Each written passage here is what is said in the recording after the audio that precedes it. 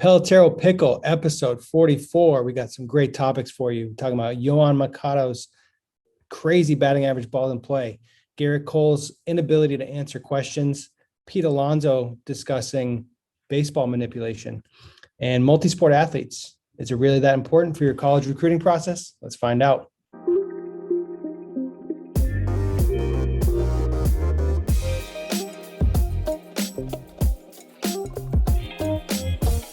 Pelotero Pickle, episode 44. I'm Bobby Tewksbury. Joining me is Chris Colabello. Just a quick reminder, we have a mailbag. Send us your requests. It is pickle@pelotero.com. Pickle@pelotero.com. Chris, how's your hair doing today? Very ninja. Samurai. I've been called a samurai twice today. Also a sumo wrestler. That was all the same person that said that. No, two different people. Well, the one person called you a sumo and samurai. Who was the other person? Italian person. My parents just got to Italy. They're there. I saw that your mom is in Bologna. That's nice. Yeah, people have asked me how to pronounce that word too. They're like, is it bologna? And I was like, no. Bologna? No, it's not bologna. We're going out of the snow. Forgetting Sarah Marshall was on the other day.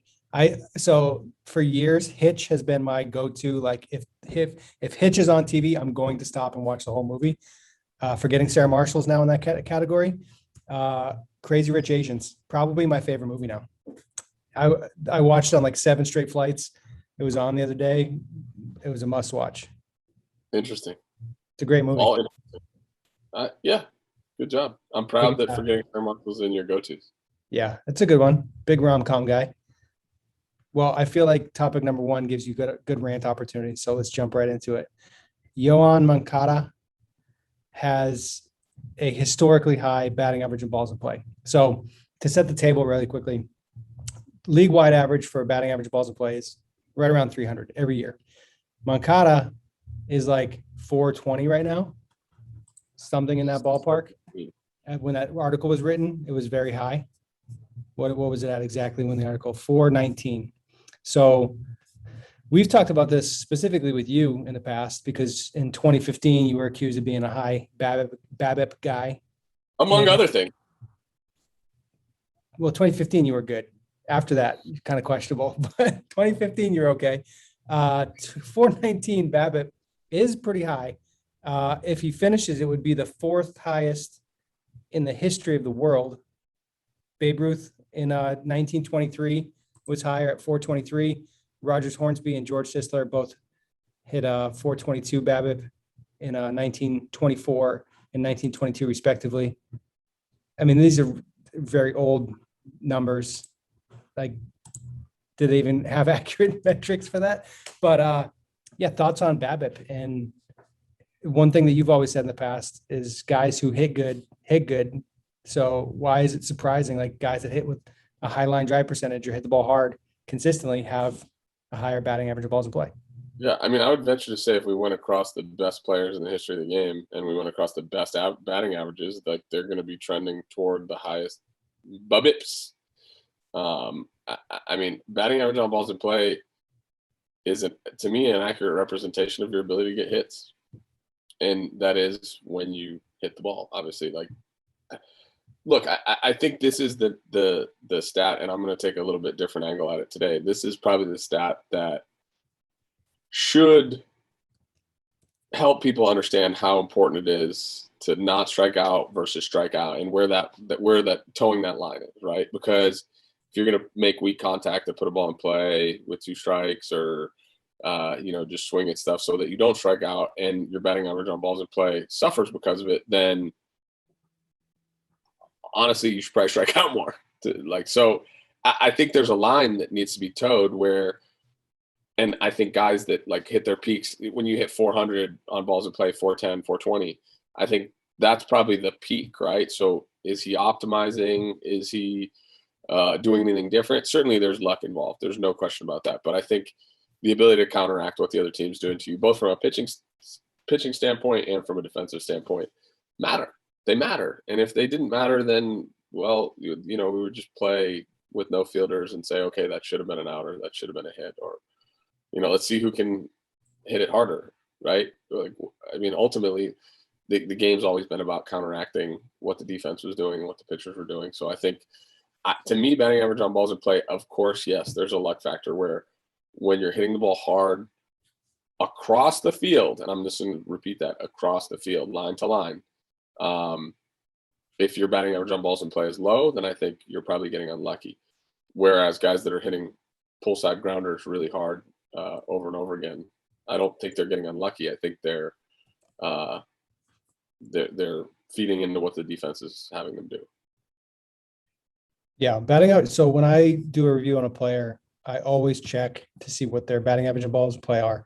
Then I look at hard hit average versus medium hit versus soft hit. Then I look at pull percentage, center, middle percentage, oppo percentage. So I try to get a full story. Just for some context here, low batting average balls in play for the guys that qualify. Suarez with Cincinnati, he's got 14 homers. Batting average ball in play is 178. He's hitting 171 in the season. Home runs don't count for BABIP because the ball is not technically in play.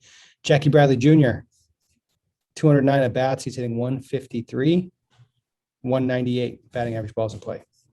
Not great. Kevin Newman from Pittsburgh, batting average ball in play 214. Michael Franco 216, and then Freddie Freeman is pretty low here. He's hitting 237 on balls in play.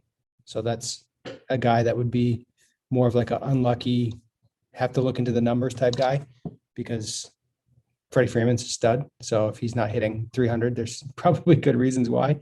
But Moncada I pulled up his charts. He uses the whole field.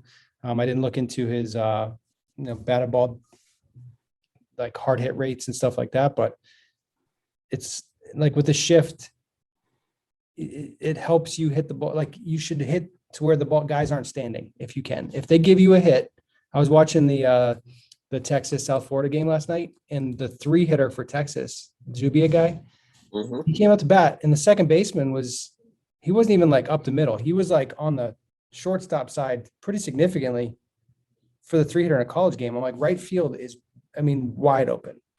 It was one of the most aggressive shifts I've ever seen, and it's a college player. Like, hey, just kind of like, and then they pitched him away the whole at bat. Like they're just giving you a hit. So some of these numbers that we see with the the low batting averages and all the stuff that everybody keeps talking about, it's there's hits out there, especially if you're a shiftable guy, and if you're not a shiftable guy, there's going to be holes because you're good at hitting the ball over the field, and they have to spread out. So, is Moncada lucky? If he's done it multiple times and his career batting average of all play is very high, then he's probably just a really good hitter. I think it's so asinine to try to knock a guy down because he's hitting the ball where they're not catching it. And I guarantee you, again, if we go look at a list, like the list that Moncada's on in the article that we're referencing, guys like Rogers Hornsby, Rod Carew, Babe Ruth. Those guys are really good. The fact of the matter is that as time has gone on, right, defensive analytics have caused people to play in different spots. It makes complete sense that when Babe Ruth was playing, they were playing him straight up. Or maybe the center fielder. Remember when we were kids, we would go, hey, this guy's going to pull the ball. Remember, you'd yell, lefty or lefty, and everybody would turn like as if nobody knew that the hitter was actually left-handed, and you would just shift to the right a little bit. That has become an art, right? Like that's an art in baseball now. So people are saying offense is down and things like that. I just don't think the game is counteracting. Like offense is not counteracting pitching, I guess, the way it used to. Because when you were able to use your naked eye to make decisions, guys like Rod Carew made decisions. I've talked to Rodney. Like he made decisions based on what the defense was doing because the objective was to get hits, right? The objective was to get hits, figure out a way to get on base. And again, I think record you just called Rod Carew Rodney. Yes. Nice. That was awesome. It's like a hard name drop. It's a hard name drop. It's like, yeah, hey, I call him this. So, and anyway, you took me off my train of thought. But the point is, we're just doing a worse job. we're doing a worse job of counteracting what defense is doing because of this implication that damage needs to be done and that everybody can do it. I still like. It's funny. You see, I saw young hitters for a long time that they look at the college game, right? Look at the college game. There's so many more homers being hit in college. 10 years ago, they were talking about how nobody could leave in Omaha. Nobody could go deep in Omaha. And now all of a sudden teams have 7 to 10 plus homer guys. Like the change in the bats was like such a huge deal. And now it's not because players are learning to do damage at a younger age. Now with that, they're sacrificing their ability to hit a little bit. And this is one of the things I said to one of our college guys a little while ago was there's a line between hit and hit hard, right? Like hit it and hit it hard and far. There's like it's a sliding scale, right? And the closer you get to hit it far and hit it hard in terms of a one swing output, the more you're sacrificing your ability to make sure that you actually hit the ball. Would you agree with that statement?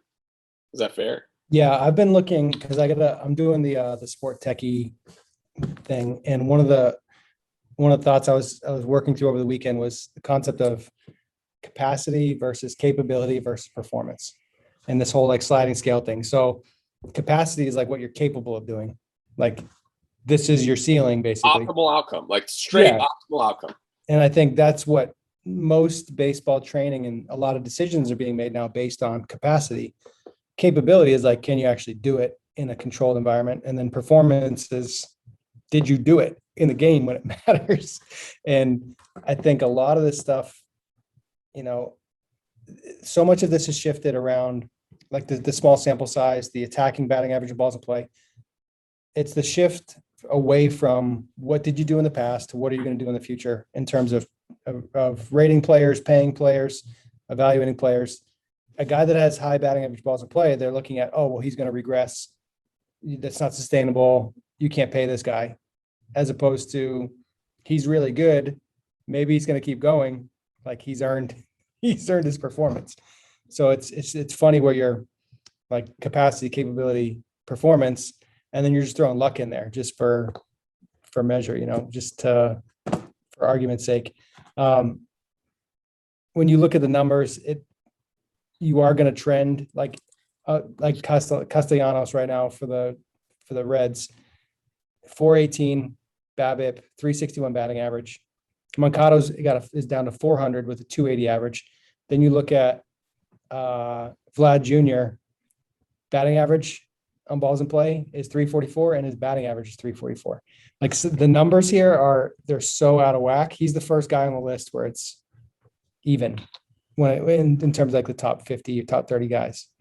So it's just a funny metric, but I think it is valuable to look at, but I think the whole way it builds into the payment structure and like if you're a team, if you're a major league team and you are trying to pay the guy the least amount possible because supposedly that's in your best interest, then you're going to use a high BABIP to your advantage. You're going to make that argument that it's not sustainable.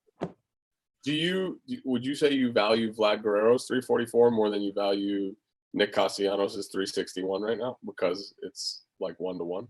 Well, Castellanos he's very good. Let's use like Austin Riley right now, whose BABIP is 386 and he's hitting 299. So is Austin Riley a 300 hitter, or is he just hot right now? That's where the argument comes in. So Austin Riley's striking out 28% of the time. Vlad Jr. striking out 15% of the time. Right. So I think that's it was abundantly clear in the past that if Vlad stayed in the zone and did a good job of not swinging at stuff they wanted him to swing at, that he was going to be really good.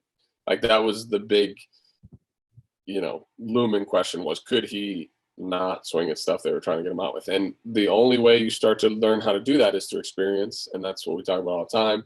Experience is wisdom in these situations, needing a certain volume of at-bats before you get really comfortable enough to hit at the big league level. And now you're seeing that, right? Like, and he probably makes those adjustments quicker than everybody else because the same way he learned swing mechanics very inherently through just hitting. He just learned how to hit good through hitting.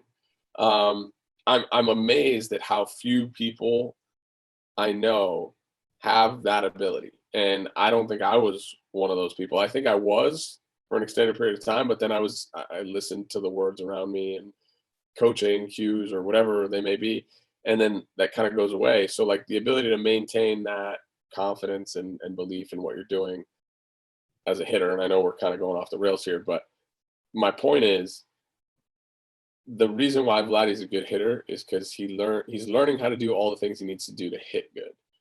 Austin Riley is a young player who obviously swung good for a long time, and the more at bats he gets and the more confidence he gains in what he's doing, the more he's going to learn to hit good. It's crazy to me when I see guys, if you hit in the minors, you're going to hit in the big leagues as long as you don't get in your own way. You just have to figure out what the thing that you need to do that's like separating you. And a lot of times it's mental, it's anxiety, it's, you're dealing with a lot of stuff in your brain. Moncada's a kid who he got a lot of money coming out of Cuba right away. And, whatever his, level of mental acuity or confidence or any of that stuff, I think the angst got removed really early on with him. Like I would say there wasn't a lot of, there's pressure, but at the same time, you could be super relaxed. Like if the player perceives the big contract as pressure to perform versus as, oh man, I get to chill out now because I know I'm getting paid no matter what. Like, think about that. The same paradigm could affect the two different people in a completely different way, right? So I think Moncada has been very comfortable in his own skin since he got to the big leagues. Like he had some struggles early on, striking out a ton, and then kind of figured it out. Like the talent was always there. It's now like he's putting it together.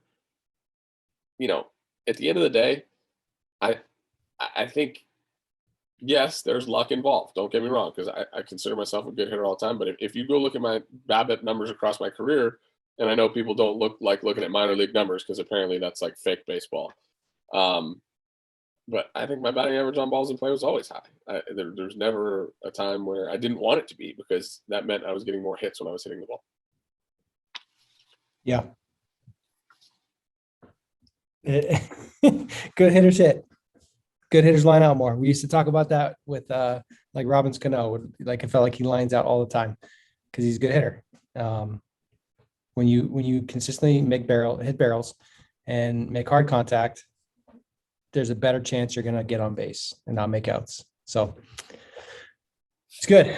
Also, Moncada, the phrase of, like the feeling that he belongs, I think comes with him. Same thing with Vladdy Jr., with Bo Bichette, where they're not overwhelmed by the big leagues. The third deck effect doesn't affect them. They chill. They're just good. They're like 6. Yeah. There was a player on my college team, Miguel Magras, that he came in as a freshman and just was who he didn't pressure himself. He raked. He was like rookie of the year in the conference. He smashed. He's a really good hitter. Most aloof third baseman I've ever played next to. And he would agree with that if he was on this right now. But from an offensive standpoint, like he belonged immediately. And there's guys like that was in the America East Conference at the University of Vermont. And these guys are doing it at the big league level where there's no reason for them not to be confident because they're that good. And it's impressive when you can just step onto that stage and be comfortable and not feel pressure and not feel like the game's moving fast on you. I don't know how many people, like the casual fan does not I don't think they appreciate or understand what that really means. Yeah, I mean, it's tough to describe it, right? It's really, it's tough. It's tough, man. It's tough to help people really appreciate like that moment because there's so many different factors that go into it. But that's why you have to experience things in life. If not, you can never really. I don't know. You try to convey it the best you can to other people, but and again, it just depends on your perspective. If you're Vlad or Bo or Kevin Biggio, who grew up in the dugout, like probably not that big a deal. Like to be an outsider that has that capability is what's most impressive. Guys like Trout and Harper, and I'm sure they had some when they got there, but when you get there and you've never been around it, you don't know. Special dude. And that's why I would spend my whole, if I had any advice for player development people, I would spend all of the youth developing confidence and swag and almost ego, right? But like understand, hey, you got to toe that line and stay humble enough to know that like the game's going to beat you up. but don't ever. If I had to choose between two players and choose a player that was like really humble or like really cocky / confident, I'd always choose. If I had to pick a team, I'm gonna choose the guy that's like overly confident. Till he crossed that to couple choice words. All right, let's move on. We got a sticky stuff, the weekly sticky stuff segment. Gerrit Cole was asked about, I think, using spider tack or something specific, and just could not conjure up any sort of an answer. He literally couldn't speak. It was one of the worst PR things I've ever seen from a major league player. He didn't even stumble over words. He just didn't say anything. He had no answer. And when he did finally talk, like 20 seconds later, it was all about, the game has a history and things have been passed down from generation to generation. We've talked about this quite a bit on the Pickle. So it was very surprising to me that somebody in the PR department for the Yankees didn't say, hey, Gerrit, what are we going to say? Or this is what you should say, or anything. Somebody from the Players Association, somebody tell this guy what to say, because he's been the lightning rod for most of this stuff. And like, you had to know this question was coming. How does this happen? You're giving organizations way too much credit. You're giving teams way too much credit. I used to do this. At some point, didn't Gerrit Cole be like, somebody's gonna ask me about this? He's got to just say, yeah, I use it. I feel like he should have been like, yep, I use it. Everybody uses it. Now the league's telling us we can't use it, so we're not going to use it anymore. Okay, great. Like the Michael Scott thing, like you got to get ahead of the story. He just made it worse by not saying anything. You're giving orgs, PA. I'm telling you, you're giving these people too much credit to say, oh, they're going to go up to Gerrit Cole and know that they're going to ask him about this and like prepare him to have an answer. The only time teams will ever like preempt you for an interview or prompt you for anything is if it's going to make the team look really bad, right? Like if there's a chance that it's going to make the team look really bad. In this case, like that's not making the team look bad. Like Gerrit Cole chose to use, get them some stick 'em, whatever. The funny thing is like you said, to like just say yes. Like I've used sticky stuff on my hand before. Just say yes. Like I really don't get why people shy away from it. Like it's so abundantly clear that everybody's doing it. And look, I know you don't want to be the scapegoat or whatever. Cole's contract, like, bro, you're about to get paid for the rest of your life. You've made generational wealth already. Just like nobody's taking that away from you. You could use all the sticky stuff you want on your fingers and get all the ejections you want. And you're about to get paid forever, dog. Like, just say yes. Just say yes. That's it. I use sticky stuff in my hand all the time. Like, that's what I would have said. I just had a flashback to like Parks and Rec. Treat yourself. Just say yes. Nice. No, but I really don't understand. I really didn't understand the whole position that he took there. I don't know why he's gonna like live this down at some point, because this should stay with him for the rest of his career. Just say yes. It's obvious that we all know you use sticky stuff. And I didn't really even understand Donaldson turn around and being like, well, I wasn't pointing directly at Gerrit Cole. Did he retract? I didn't see that. No, he said it wasn't directed at Cole. It was meant to be directed at everyone. And I think it was because he probably thought he was going to get drilled the next day because they were facing him. Did you see the tweet about Donaldson where they said he had like rib protection on? And he's like, no, I'm just a dad now. It's just my body. Like, who would wear rib protection in batting practice? That was the dumbest thing I've ever seen. Yeah, look. People trying to make a story out of nothing. But this is the whole point, right? Is it right that journalists ask questions that they know they're going to get polarizing answers to make something out of nothing? Is really the part that gets to me, right? Is that journalism? Is it? I don't know. Is it to give fans something to talk about? I don't know.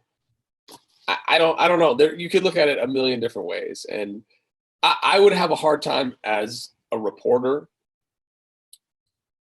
asking a question to an athlete that I knew was going to cause, I don't know, dissension, and not because like it, it was the right thing to do, but because like you can manipulate how like it's going to go. You know what I mean? Does that make sense? I don't even know if I'm being clear.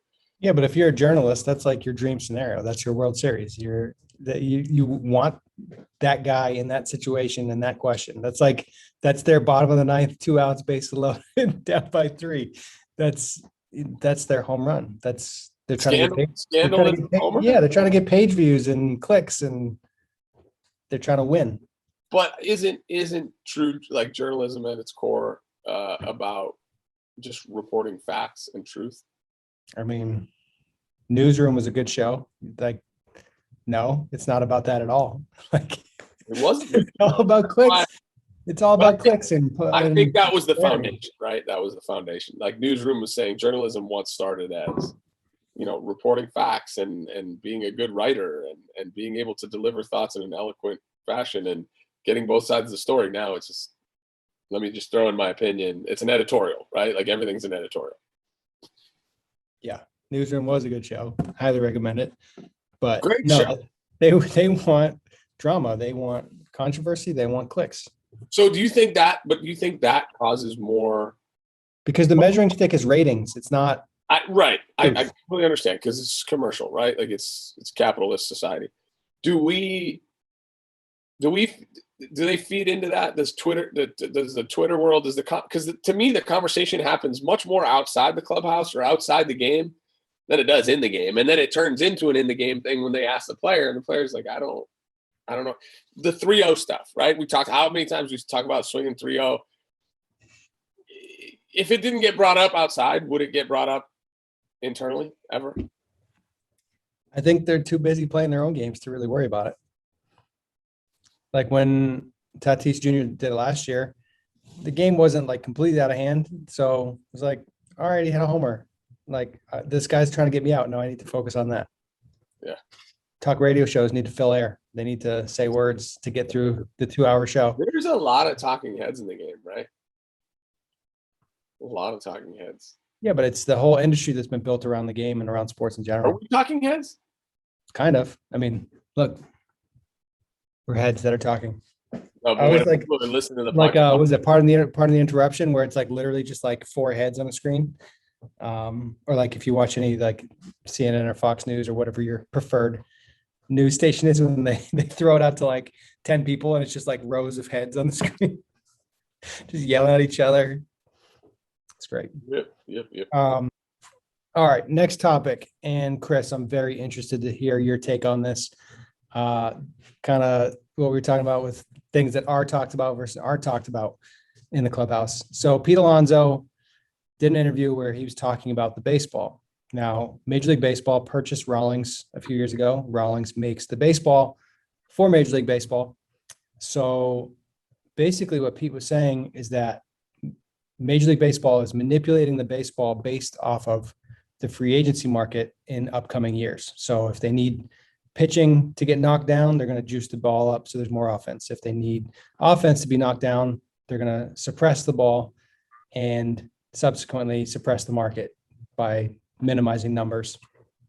What do you think about this? We talked about this here locally with some of the guys next door.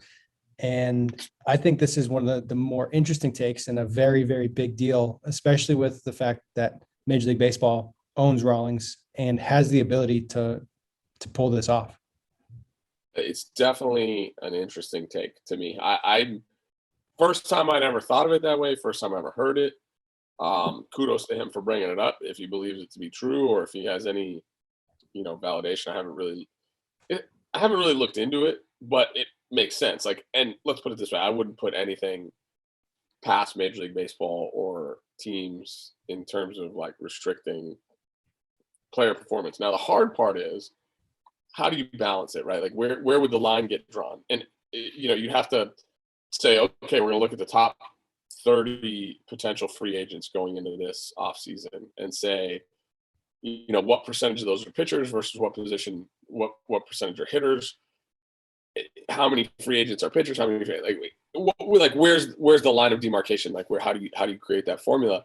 But definitely interesting.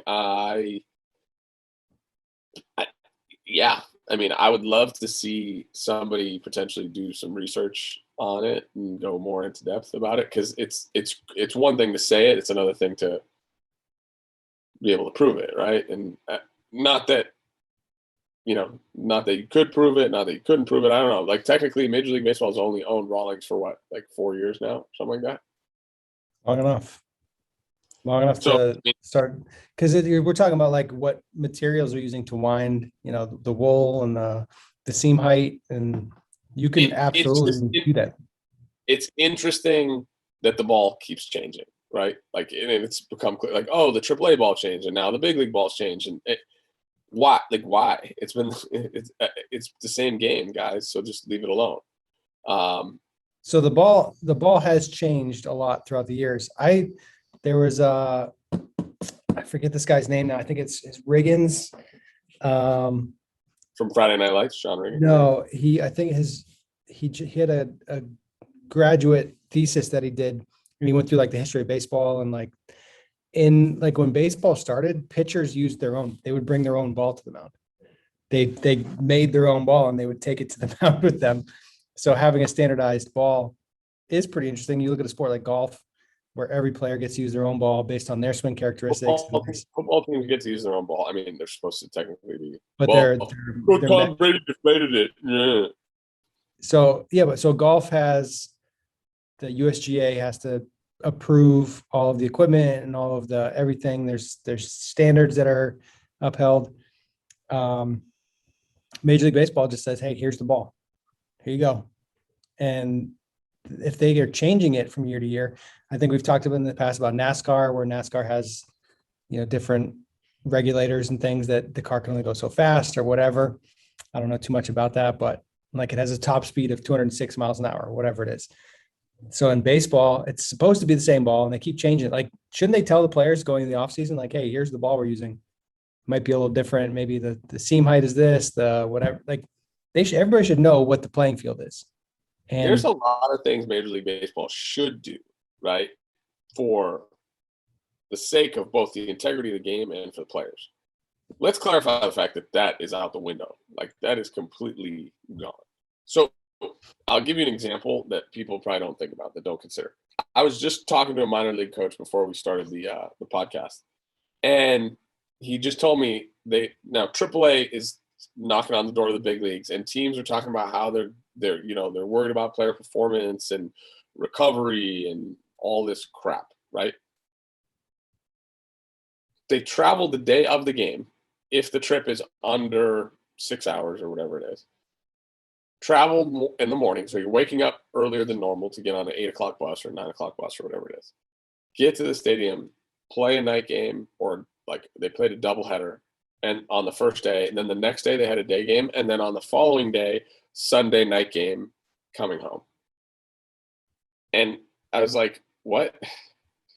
What? Like, zero regard for players. Zero. Because if you cared about taking care of your assets, you would never do that. You would play a single night game on the first night. You'd play the doubleheader on the next day, and then you'd play a day game for the travel so that people could get back at a reasonable hour. There's just no regard for players.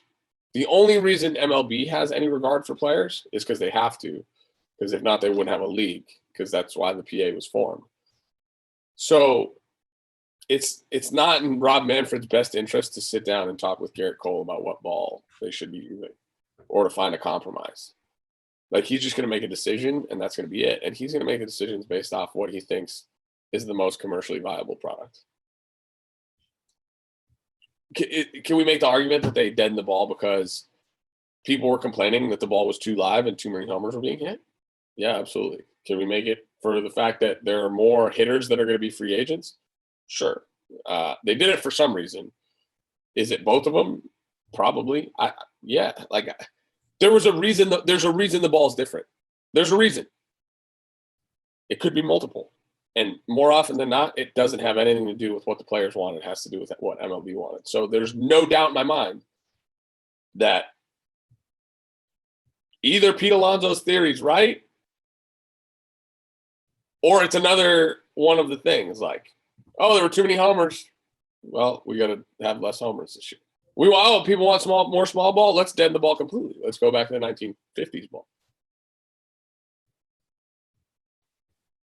There's a reason, and I think it's just if it is about tracking it down and trying to really pinpoint the fact that it is a manipulation of the free agency class, that would be a big deal. If it's just like we're hitting too many homers right now, which is there like a committee for that? Like, yeah, are they sitting in on Madison Avenue at their offices being like, hey, what do you guys think about how many home runs should be allowed to be hit this year? They keep hearing that the game's brutal to watch, right? Ratings for last, I think ratings are actually up this year a little bit, from what I understand. I don't even know what that means. If you're Major League Baseball, like you're trying to counteract the good pitching, so you liven the ball up. As soon as you buy Rawlings, you go, oh, homers. And then people are like, well, we hate homers because it's now home run derby or strikeout. And they're like, oh, crap. Like, let's deaden it. We went the wrong way. We can't counteract. So now that's why they're talking about moving the mound back and the pickoff crap. Because, like, they know offense needs to happen, but it's the wrong kind of offense, right? Like, it's there is a direct correlation between homers are now no longer exciting, I guess. Is that true? Or less exciting? They're almost expected to an extent. I think they're still exciting, but they're not like I don't know. The be all. Blue Jays hit 8 yesterday. 8 homers in one game. In an 18-4 route. Yeah. Let's move on. I actually really like this topic. I think both of us have a strong case here. So on Twitter, there was a post about how all of these top tier college coaches love multi-sport athletes. And the insinuation there is like, you should be a multi-sport athlete, right? Because, if these coaches, if the Tim Corbins of the world want multi-sport athletes, then you should be a multi-sport athlete. So the question is like, is there any validity to that? Does playing multiple sports actually help you become a better baseball player? And like, where should you as a player be investing your time and energy and money to becoming if baseball is your priority sport, like, should you just be focusing on that year round? And I'll start with my kind of story. So in high school, I ran indoor track because I want to get faster. So I just ran a lot. I wasn't fast enough to do the sprint event. So I did like middle distance. I was doing the 600 and the 4x4.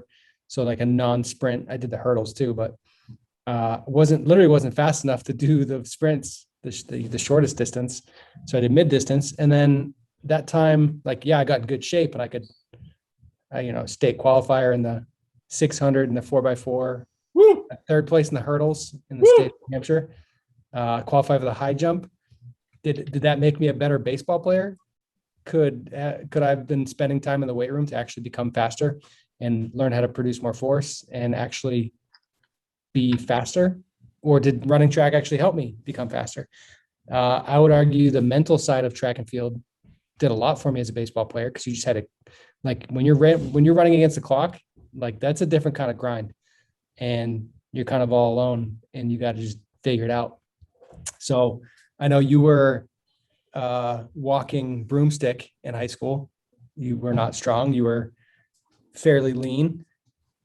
Lean is an understatement. Yeah. What was your sporting life? You played golf in high school, right?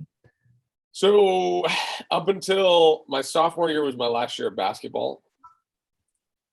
So I was basketball, baseball, and then started playing golf as a junior. So I only went golf, baseball as a junior and senior.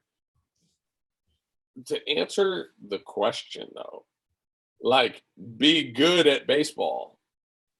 So I replied to the tweet, and because it was like, these guys recruit multi-sport athletes, and I wrote ... who are really, really good at baseball. They recruit. You can be a multi-sport athlete. They recruit really good baseball players. They recruit really good baseball players. So the thing about it is, the kids that are good enough to go to schools like that, they're going to be good at every sport because they're that much better. If you need to do ice fishing to be good at baseball, cool, man. Like, whatever gets your, like, like people making blanket statements about things. Like some guys can be really good at just training all year round to play baseball, and some guys can be really good because they play football, basketball, hockey, and whatever else. Like every athlete, every individual is going to have their own needs. Like what I fear is guys getting burnt out by the game, right? Like players having it turn into a job if their coaching staffs are, tyrannical and everything is work when you're 12 years old. Like you got to have fun. Like you need to have fun. From an athletic standpoint, is it good to differentiate? Sure. Like my presumption is basketball allows you to build muscles that baseball can't. Football allows you to build a different kind of adrenaline and muscle than basketball or baseball. So like it's a cross trainer, right? Like it's just cross training. Like, and it puts you in a position at a young age to build a foundation of athleticism. Is one better than the other? I don't know. I know a lot more guys are getting Tommy John now when they're 16 years old because they're throwing all the time. Like pitchers never threw back in the day. Now guys are also throwing 98, like a lot more. So have we crossed the line? Is there a line? Like if I'm Tim Corbin, do I care if you played multiple sports? No. But if I'm going to choose between two equal players, like that I view exactly the same, am I going to choose the multi-sport guy or am I going to choose the all baseball guy? Like, does the multi-sport guy have a little bit more untapped potential? It's a tough question to answer. And I think it's a very personal question to ask a coach. I don't think I would feel strongly one way or the other. I would look into the soul of the kid before I made that decision. I agree with you on the burnout factor. And I think with younger kids, it's a bigger deal. I think once you get into high school, if you're trying to play in a sport in college at the next level and your tools are not, if your capacity is not high enough, you need to look at that and be objective about it. And, is doing a long toss program in the fall versus playing football and you're going to be like a linebacker or something like that's not going to help you, like actually throw the ball harder and do the things you need to do to compete at the sport you are prioritizing in, then you got to make that choice. The one thing I think the multi-sport aspect does is it teaches you how to be a teammate in different capacities.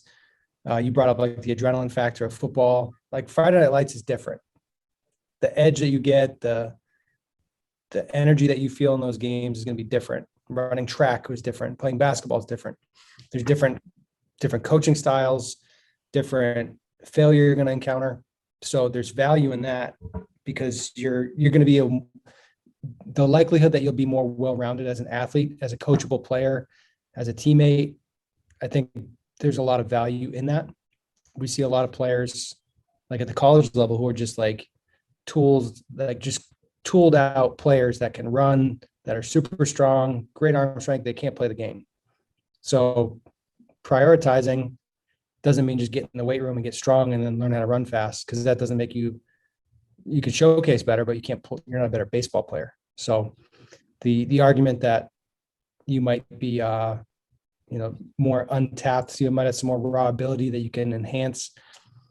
I think if you're good enough, you're good enough. Whether you play multiple sports or not.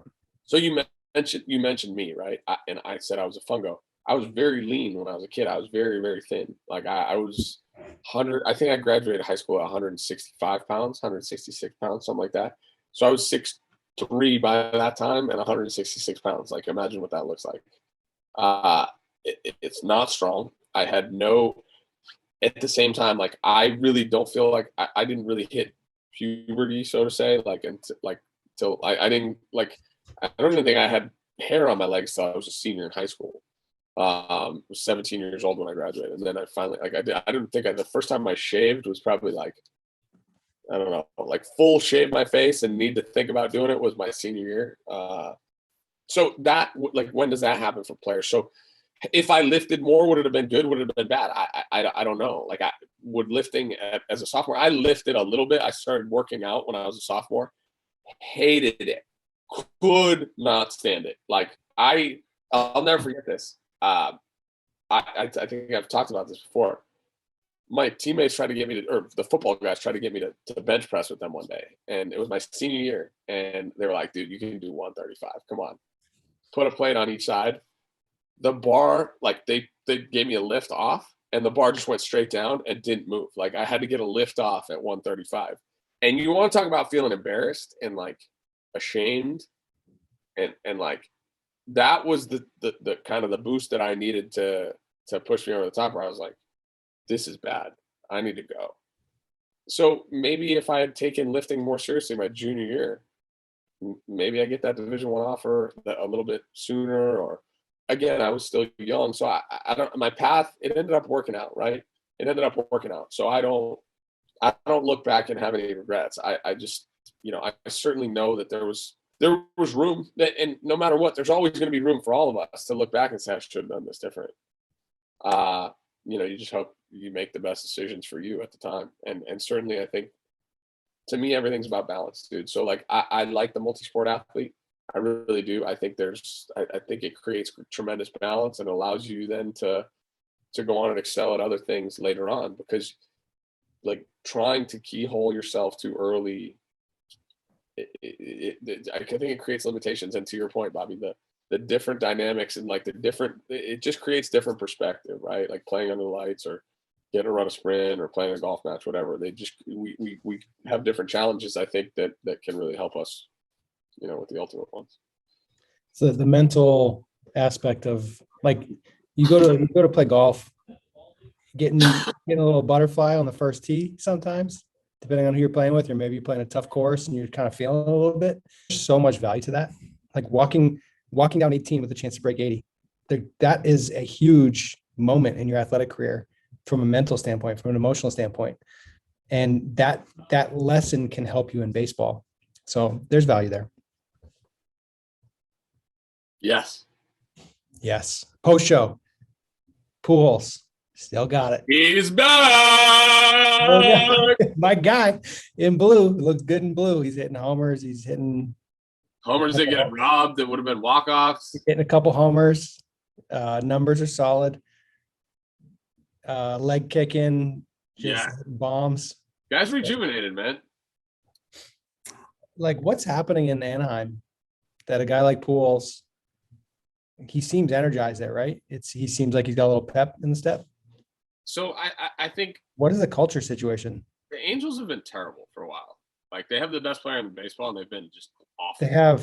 They had Trout, Pujols, Shohei, and Rendon is just, he's there, but he's not. He's hitting like 238, I think. Yeah, they haven't. What's happening there? They haven't pitched in a long time, right? They haven't really pitched since. I mean, gosh, I remember we played against them in 2015 and mollywopped them. Like, I think we took 6 out of 7 or 5 out of 6 that we played against them, 2 at home, and swept them on the road. It just hasn't been good. And I think if you're an older player who's on a deal and your team's not going to be good, or you're like, if you're the guy that has to bring the team's attitude to the field every day, it becomes overwhelming. It's daunting, right? Like, the only comparison that I can make to this was in 2007, and it was the year I got traded. It was a year last year in independent ball, and I'll never forget. Like, I felt like I was the person that had to try to bring the energy every day, because if I didn't, nobody else was going to. And we were bad, and I wore it. Like, I wore it. I took it in the chin. And I remember when I got traded, I was really upset, devastated. And Rich said to me, Gedman, that is, he said to me, this is an opportunity for you to just go play. To just go play. Because the culture and the chemistry exists already. Just go play. And I was scared of it at first. And then it was awesome. I played way better. And it was crazy because, like, when you're surrounded by good energy, it brings good energy out of you. And not to say that it was bad in Anaheim. I think Joe is a great manager. Maybe it's going to take him a couple of years there to flip the script a little bit. But Albert Pujols didn't forget how to hit. Let's put it that way. And his age is irrelevant. Like, people that want to keep making the argument that hitters that are old can't hit are full of crap, because hitting is hitting. Like, the more advanced you get mentally, like, there's nothing Albert Pujols needs to do, like, physically, that he can't do. The same way Tom Brady plays quarterback at that age, right? Like, it's not about bat speed. Yeah, maybe if you lose your vision a little bit, you're screwed, or You run really slow. Like, but the same thing's happened to Cabrera in Detroit. Like, what is there to play for? Like, what is there for Miguel Cabrera to play for right now? And I think that's probably the way Pujols was looking at it. Now he's in Dodger blue, man. Great energy at the stadium every night. They're trying to win every night. Got guys like Turner and Mookie and Andy Burns. Andy Burns Pitched in his Dodger debut, by the way. And he's a hitter. Got his first knock and his first strikeout in the first. He struck somebody out? Yeah, struck out a pitcher. Take it. Who was told not to swing. An American League reliever who was told not to swing in a 12-1 game. After he gave up his first bomb, too. Just filling up the box score. Love it. Anyway. Yes. Cool, still got it. Suns in 4. Big fight. Viral fight. So Ferber sent this to us. We got a little private little DM session with Ferbs on Instagram. I feel like the guy on the top, usually the lower guy is at a major disadvantage unless the guy on the top just turtles and tries to eat uppercuts without even he kind of got him with a hockey move, pulling the jersey over the top. But I mean, what a terrible performance from the upper position. Got to be better. You talking about the fight that happened in the stands at Suns Nuggets? Yeah. Yeah. Well, Jokic tried to start one on the court. Yeah, but they were on that's even playing field. We're talking stadium fights. If you're going to get in a fight at a stadium, have the upper ground. And if you have the upper ground, don't duck and let the guy pull your jersey over your head. I think you have a way better foundation from the lower section, because to reach down to punch, you could lose your balance and you're tipping over, right? Traditionally, upper guy has a much bigger advantage. I don't know. That guy when he got him by the jersey, it was over. That guy was catching some uppercuts, and he was talking to somebody. Yeah, he was punching him. He was punching him, and he's like, Suns in 4, and then it was Suns in 4. So that was funny. UFC has its first Mexican-born champion. That's nice. A guy snapped his arm, and the ref didn't stop the fight right away. I didn't watch that. I don't want to watch. I had enough bone snapping experience. No, he didn't break it. It was just dislocated. Dana White came on to the presser after. He's like, "You're not gonna believe this. It's just a dislocation." Dislocated from what? He was in an armbar or a triangle or whatever it was. I didn't really see them. Out of his shoulder or out of his elbow? No, elbow.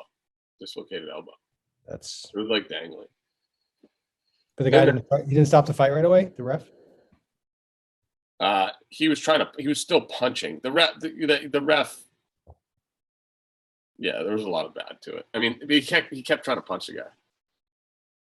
And then Moreno beat Figueiredo. Kind of cool to dislocate your elbow. Nate Diaz in very Nate Diaz fashion had blood running all over him, and then hit Edwards and got him wobbly, and then he just laughed at him instead of going after him. He's like, "Oh," he should have gone harder in the paint. He might have won it after losing 5 straight rounds. He could have essentially beat him there. So he punched him and he wobbled him, but didn't. He just Nate Diaz him. That's why people love Nate Diaz. Nate Diaz smoked a blunt in his press conference after. That's Nate Diaz. Where was the fight? In Vegas? No, Arizona. Good job, Nate. Yeah. College baseball. We're going straight post show here. College baseball. Did you see the NC State, Arkansas? Yeah.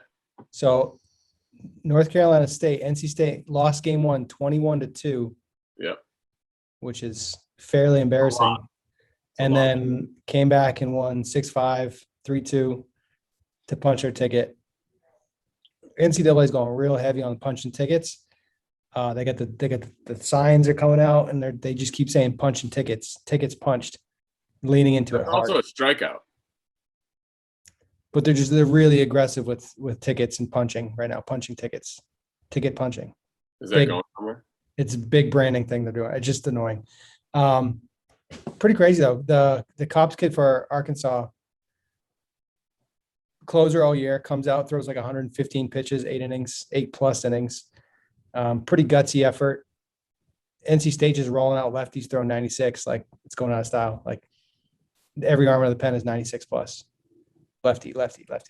So that's pretty good. The last kid they threw, did you watch him throw? He had a weird, his left leg was going hard internal, and then he brought his arm up. It was pretty funky looking. Like, We got the last 3 outs. should he be in the big leagues though? I feel like he should be in the big leagues. Yeah. Probably yesterday. All I know is that shortstop kid, good homer. Probably threw one too many sliders though. Yeah. Where'd that ball land, by the way? There, all the people. I all think the Arkansas, it hit somebody in the head because they didn't want to acknowledge the fact that it was actually a home run. everybody just stood there. Usually you can like see the arms like reaching. I don't know where the ball went. So it was good. Big one today. ND Mississippi State. Yeah, we got a couple games at Dallas Baptist, Virginia. Big one today. ND Mississippi State. Why is that one big? I don't know because Trezor predicted the Irish to go to win the World Series. To win the World Series? Yeah. Are they that good? They put a lot of pressure on other teams, and yeah, they can hit. They can hit. Yeah, they hit. And they have one green uniform, all green, with gold pants, shirts, gold helmet. Yep. I like it. Are there any other games today? Arizona punched their ticket. There's been 6 tickets punched. Stanford's in, Vanderbilt's in, Arizona's in. Stanford. Did you see the quote from the Stanford pitcher? No. They played Texas Tech. It was like 109 degrees. The starting pitcher for Stanford said, "We're wearing black because it's Texas Tech's funeral." Whoops. Love it. And then he went out and beat him. He wasn't wrong. He threw a shutout. So talk about like mentality and setting a tone. I love that. Big fan of that. Huge fan because the Texas Tech staff was all chirping about, hey, it's going to be loud here. They better be ready. And they just went and swept them. They just showed up and beat them twice. Just showed up and beat them. Really good. They're making a comeback. So they're relevant to college. South Florida's ran out against Texas. The Battle of the Horns. It was the Bulls versus the Longhorns. Texas, I feel like we didn't even see them play because Fairfield was in the bracket, but I feel like they've had maybe the easiest, smoothest path so far. Yeah, they haven't lost. Which part of that's probably just they're good. Yeah. Like they're just good. I mean, they ended up, not to say that Fairfield's bad, but they're Fairfield. Like, they're a Northeast school. They had to beat Arizona State in the I would say Arizona State and Fairfield were pretty evenly matched teams. Texas a notch above. And then USF had snuck out as the 4th seed in that Gainesville regional. Not to say that they were bad, but, I watched them. They were outclassed. They were outclassed for sure. Yeah. Center fielder from Texas, St. John's, transfer, 5th year. Yep. Courtesy of Jerry Weinstein. Weinstein. I think they both play. You'd have to ask Jerry. Yeah. I would say Weinstein. I don't know. We should ask him. All right. Let's have him on. We should get him on. Yeah. He's a legend. I'm going to tee up some guests for us. I'm doing it. I'm going to get Coach Courier. Nice. I want to give him an extra week. But I want to get Coach Courier on here. Hey, until then.